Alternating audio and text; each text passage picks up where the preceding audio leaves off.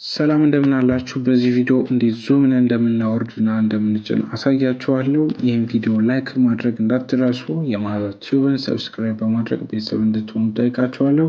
ወደ ቪዲዮ በቅድሚያ ብሮዘራችንን በመክፈት ዳውንሎድ ወደምናደርግበት ኦፊሻል የዙም ዌብሳይታቸውን እንገባለን። ሰርች ባራችን ላይ zoom.us ብለን ሰርች እናደርጋለን። በመቀጠል ፕሮዳክትስ የሚለውን ኦፕሽን እንመርጣለን። ዝቅ ስናደርገው እንደምትመለከቱት የዳውንሎድ ምልክት ያለበት ኢንስታሌሽን ኦን ዴስክቶፕ ዳውንሎድ ሴንተር የሚለውን ክሊክ እናደርጋለን። ወደ አዲስ ታብ ይወስደናል። አሁን የኮምፒውተራችንን ትክክለኛውን ቢት በመምረጥ ዳውንሎድ ማድረግ እንችላለን ማለት ነው።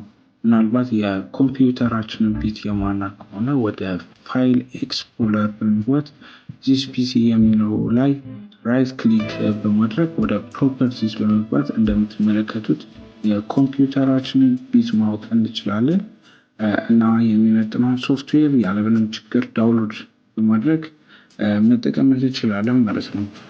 ሶፍትዌሩን ዳውንሎድ ካደረጋችሁ በኋላ ዳውንሎድ ወዳደረጋችሁበት ፎልደር በመግባት ሴትአፑን ደብል ክሊክ በማድረግ ወደ ኢንስታሌሽን እንገባለን።